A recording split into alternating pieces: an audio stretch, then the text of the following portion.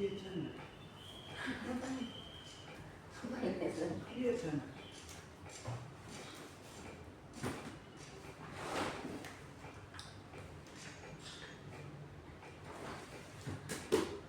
Ama dan Suster. Selamat sore. Di sore hari ini kita akan membawa materi tentang iman orang percaya dalam menghadapi tantangan dan pergumulan hidup. Tapi sebelum itu, satu dalam doa. Ayo. Terpujilah Tuhan Yesus Kristus di kerajaan sorga, karena Engkau begitu baik bagi kami sebagai umat-Mu. Engkau telah menjaga, memelihara kami Tuhan sepanjang usbu perjalanan kehidupan kami. Kami boleh ada sampai saat ini Tuhan Yesus, bukan karena kuat dan gagahnya kami, tapi karena cinta kasih-Mu dalam kehidupan kami begitu besar. Terima kasih Tuhan Yesus, kembali lagi di sore hari ini Tuhan. Kami akan memberitakan akan kebenaran firman-Mu Tuhan lewat materi yang akan disampaikan oleh hamba-Mu Tuhan. Biarlah Tuhan Yesus, pakailah kami dan Roh Kudus bekerja dalam setiap hati dan pemikiran kami, agar apa yang disampaikan sebentar Tuhan menjadi pegangan bagi kami dalam menjalani kehidupan kami ke depan yang penuh dengan tantangan pergumulan. Amin. Terima kasih Tuhan Yesus, kepadamu kami berdoa di sore hari ini. Haleluya, amin. Amin. Ya, kita masuk pada materi. Setiap individu yang percaya kepada Kristus, mereka dapat disebut sebagai orang percaya. Amin. Namun ketika kita menghadapi berbagai tantangan hidup seperti yang bersifat internal maupun eksternal seperti penyakit, bencana alam, kesulitan ekonomi, kebutuhan sehari-hari, putus cinta, kehilangan pekerjaan, bahkan difitnah dan dianiaya, kita sebagai orang percaya dan beriman seringkali iman kita terguncang.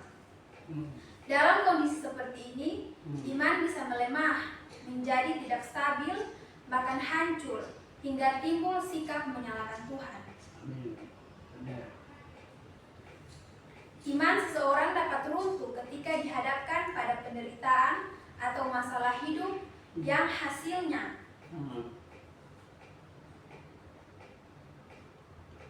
tidak sesuai harapan, sehingga muncul kekecewaan dan tudingan terhadap Allah sendiri. Fenomena ini umum terjadi di kalangan orang Kristen, sebab banyak dari mereka hanya menanam iman secara intelektual tanpa benar-benar mereka menghayatinya. Banyak orang percaya mengaku kepada Yesus dan Alkitab, tetapi mereka hanya sebatas pengetahuan, berupa penerimaan terhadap fakta-fakta dan ajaran tertentu.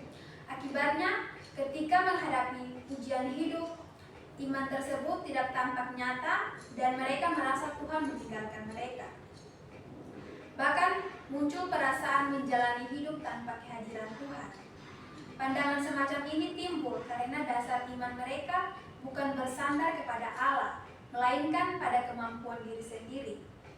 Padahal hanya melalui iman kepada Tuhan seseorang dapat memahami rencananya dalam hidup.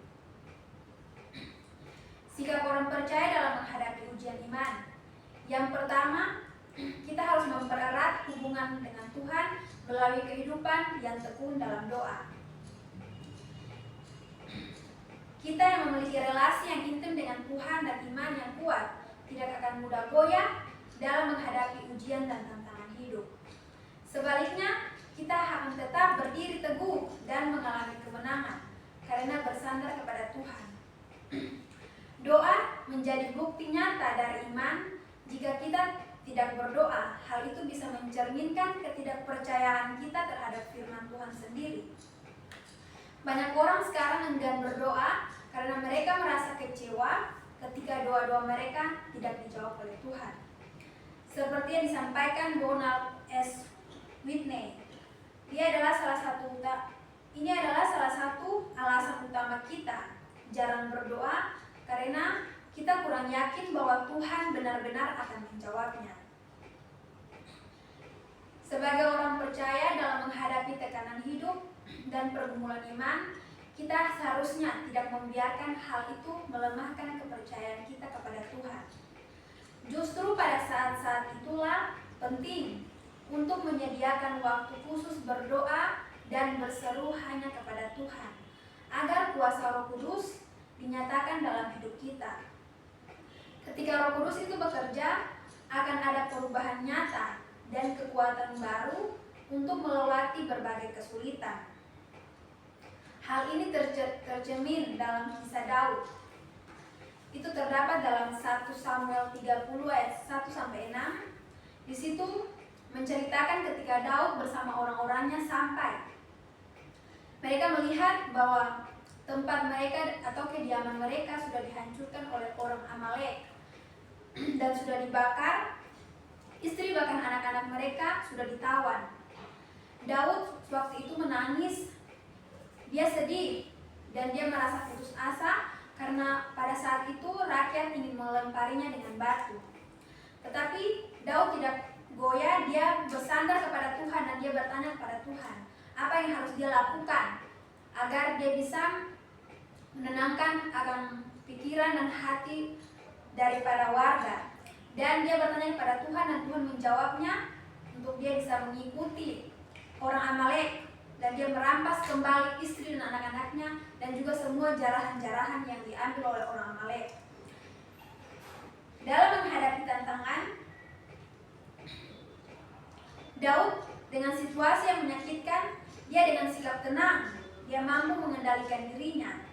Dia memilih untuk melihat keadaan sulit sebagai kesempatan bagi Tuhan untuk menyatakan kuasa dan mujizatnya.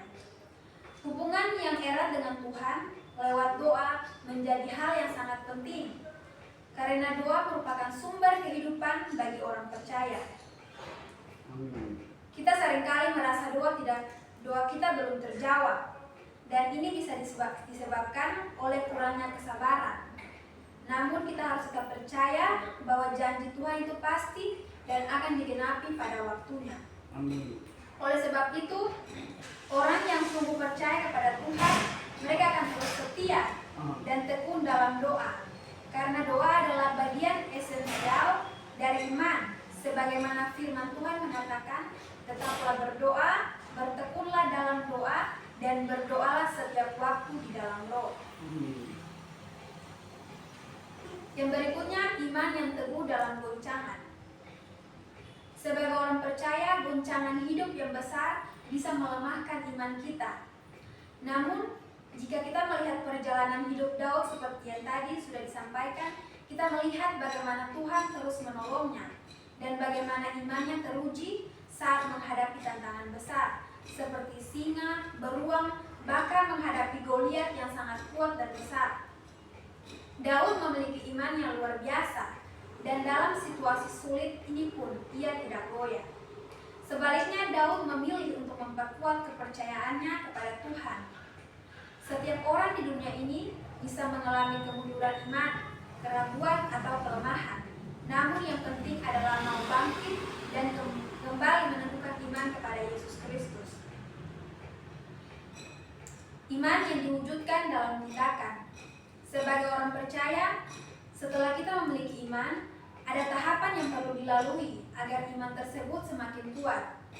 Iman tidak cukup hanya diyakini, tetapi juga harus diungkapkan, diakui, ditunjukkan melalui tindakan kita sehari-hari. Mempraktikkan iman berarti kita melatihnya dengan tindakan nyata. Dalam surat Yakobus menekankan bahwa iman harus disertai dengan perbuatan. Sebagaimana tertulis dalam Yakobus 2 ayat 14-26 yang menyatakan bahwa iman tanpa perbuatan adalah mati. Orang lain dapat melihat kita, apakah kita benar-benar percaya melalui perilaku kita. Jika kehidupan kita sebagai orang percaya, kita tidak mencerminkan perbuatan yang baik seperti teladan Yesus, maka orang akan memandang negatif terhadap kita. Iman yang diwujudkan dalam perbuatan yang mampu mengaruhi orang di sekitar kita untuk mereka lebih mengenal dan percaya kepada Yesus Kristus. Kita sebagai pengikut Kristus, kita harus benar-benar menaruh fokus pada iman. Sejak percaya kepada Yesus, kita seharusnya mengikuti teladan hidupnya. Dan ini berarti iman harus tampak pada tindakan kita sehari-hari. Iman tanpa perbuatan hanyalah keyakinan kosong. Artinya, kita tidak hanya pada percaya, tetapi kita harus bertindak. Meski seseorang masih memiliki iman kepada Tuhan, terkadang tingkat kepercayaannya bisa melemah saat menghadapi masalah, tantangan, bahkan pergumulan hidup. Iman yang diwujudkan dalam tindakan dan mengalami pertumbuhan. Agar iman dapat bertumbuh dan menjadi kokoh, diperlukan firman Tuhan yang harus kita baca, kita renungkan, dan dipraktikkan dalam kehidupan sehari-hari. Hanya dengan begitu, kita akan memperoleh kekuatan dari Allah. Perbuatan yang dimaksud adalah tindakan yang selaras dengan iman yang kita anut, seperti yang dikatakan oleh Andreas dalam bukunya, "Aku percaya, karena itu aku bertindak." Tindakan nyata adalah bukti dari iman yang hidup. Iman juga sebagai kunci kemenangan. Kita sebagai orang percaya tentu ingin keluar dari setiap masalah dan menjadi sebagai pemenang. Kemenangan itu dapat kita raih apabila kita memandang setiap pergumulan itu secara positif, dengan keyakinan bahwa Tuhan akan menyediakan jalan keluar. Keberhasilan melewati masa-masa sulit, ketika seseorang itu merasa tidak mampu lagi untuk bangkit dari kejatuhan iman, ini merupakan bentuk nyata dari kemenangan iman. Contoh sempurna ditunjukkan oleh Yesus yang saat dibawa roh ke padang gurun untuk dicobai. Kita bisa melihatnya dalam Injil Matius pasal 4 ayat 1. Maka Yesus dibawa oleh roh ke padang gurun untuk dicobai iblis. Dan setelah berpuasa 40 hari dan 40 malam, akhirnya laparlah Yesus. Lalu iblis datang dan mencobai Yesus. Dia berkata, "Jikalau engkau anak Allah, perintahkanlah supaya batu-batu ini menjadi roti." Tetapi Yesus menjawab iblis, "Ada tertulis, manusia hidup bukan dari roti saja, tetapi dari setiap firman yang keluar dari mulut Allah." Kemudian iblis juga mencobai Yesus. Ia membawa Yesus ke kota suci dan menempatkan dia di bumbungan bait Allah. Lalu iblis berkata kepada Yesus, "Jika engkau anak Allah, jatuhkanlah dirimu ke bawah, sebab ada tertulis mengenai engkau, ia akan memerintahkan malaikat-malaikatnya, dan mereka akan menatang engkau di atas tangannya, supaya kakimu jangan terantuk kepada batu." Tetapi apa yang Yesus katakan kepada iblis? Yesus berkata, "Ada pula tertulis, janganlah engkau mencobai Tuhan Allahmu." Dan iblis membawa Yesus juga ke suatu tempat di atas gunung yang sangat tinggi dan memperlihatkan kepada Yesus semua kerajaan dunia dengan kemegahannya. Dan iblis berkata kepada Yesus, "Semua itu akan kuberikan kepadamu jika engkau sujud menyembah aku." Tetapi respon Yesus berkata kepada iblis, "Kenyalah iblis, sebab ada tertulis, engkau harus menyembah Tuhan Allahmu, dan hanya kepada Dia sajalah engkau berbakti." Lalu iblis pun pergi meninggalkan Yesus. Dari kisah ini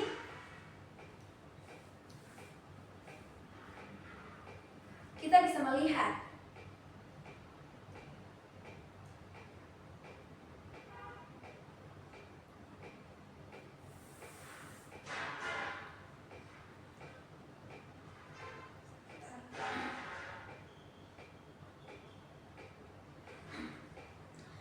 dari kisah ini kita bisa melihat bahwa Yesus berhasil melewati ujian tanpa sedikit pun jatuh ke dalamnya.